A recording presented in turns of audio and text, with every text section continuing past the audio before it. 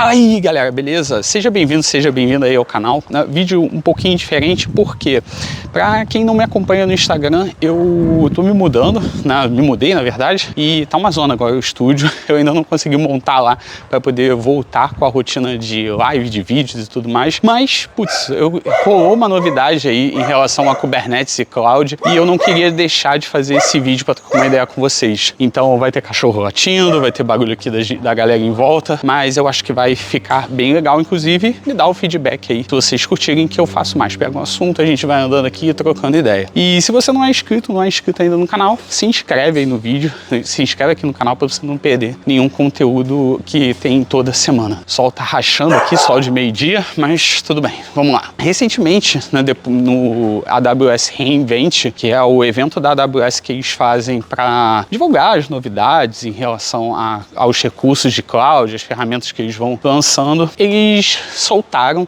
o EKS Auto Mode. A galera ficou muito animada em relação a isso, porque realmente é uma ferramenta muito interessante, vai ajudar muito na adoção de Kubernetes, mas ao mesmo tempo isso pode ser uma armadilha para você. E eu quero trocar ideias justamente sobre isso. O que é o EKS Auto Mode e o que ele faz em relação ao Kubernetes? Antes da gente falar sobre isso, vamos trocar uma ideia em relação ao Kubernetes em si. O Kubernetes, se você já utiliza ou se você está aprendendo, ele não é algo simples de se utilizar. Você tem ali diversos recursos, você tem que se preocupar com o deploy da sua aplicação, você tem que se preocupar com a administração do cluster Kubernetes, com a criação do cluster Kubernetes, criar os worker nodes, criar os control planes e tudo mais. Então, trabalhar com Kubernetes de uma forma geral não é simples. Fazer o deploy da aplicação exige um conhecimento ali na ferramenta. E hoje, quando a gente fala em cloud, quando a gente fala dos cloud providers, eles criaram vários serviços que facilitam o uso de Kubernetes, como por exemplo o EKS, o AKS. E o que eles fazem na verdade?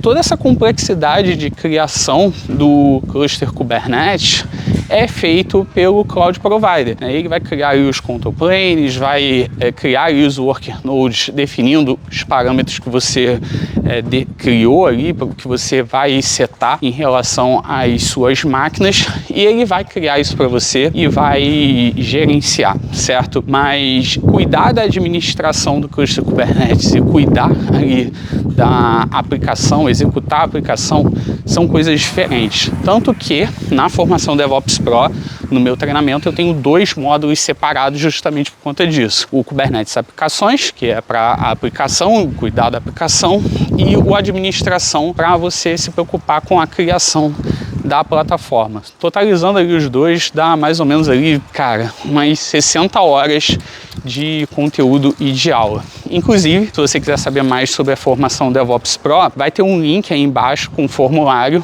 onde você consegue preencher e a minha equipe vai trocar uma ideia com você, beleza? Então, se quiser saber mais, é só clicar aí.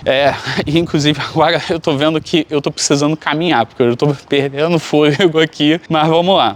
Entendido isso, a complexidade do Kubernetes, eu tenho o EKS, AKS, que vai me ajudar na parte de administração, mas ainda tem muita coisa que eu tenho que lidar, como por exemplo, definir os perfis de máquina, qual vai ser, quanto de CPU, quanto de memória cada worker node vai ter ali para eu poder trabalhar, para poder rodar a minha aplicação. A parte de segurança de rede, que é muito importante e muitas vezes é ignorado por quem vai rodar a aplicação ou administrar o cluster Kubernetes. Tem os add-ons, que são softwares que você vai rodar ali junto no Kubernetes, então o Core DNS e outras ferramentas que fazem parte. Processo de atualização, segurança do cluster Kubernetes, tudo isso é preocupação sua. Independente se você está utilizando o cluster Kubernetes criado por você ou utilizando o EKS, AKS, GKE e por aí vai. E aí que entra o EKS Auto Mode.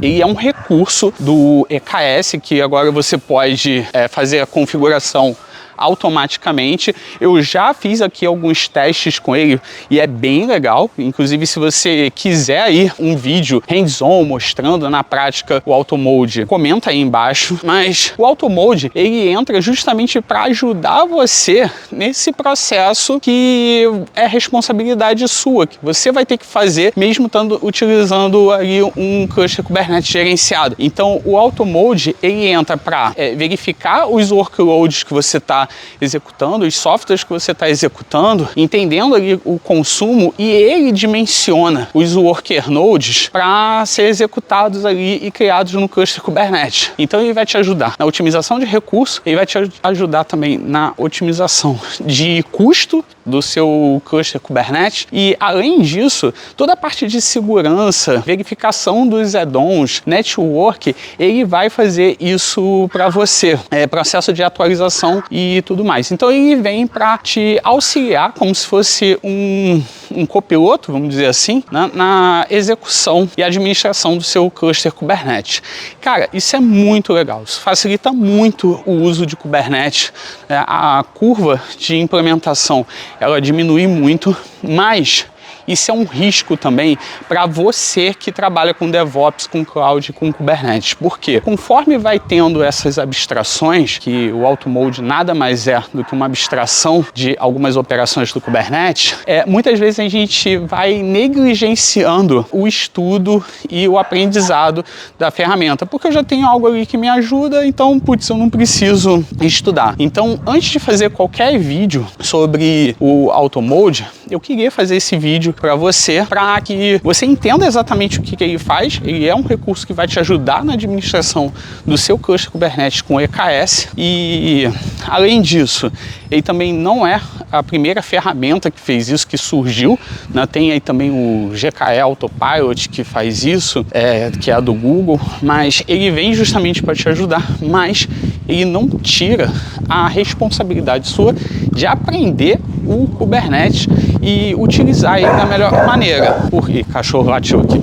Mas assim como acontece com a inteligência artificial, que a gente precisa ali aprender a utilizar corretamente, saber o que a gente está fazendo para poder popular corretamente a inteligência artificial, para conseguir ajudar a gente no dia a dia como um auxiliar, o Auto Mode, o Autopilot, eles entram justamente para isso também. Então, a dica que eu te dou é: entenda mais como é que funciona o Auto Mode, como é que funciona também o Autopilot do GKE, e ao mesmo tempo vai se especializando cada vez mais em Kubernetes, porque quando acontecer algum problema, quando precisar refinar ali realmente o seu ambiente, cara, esse conhecimento é essencial.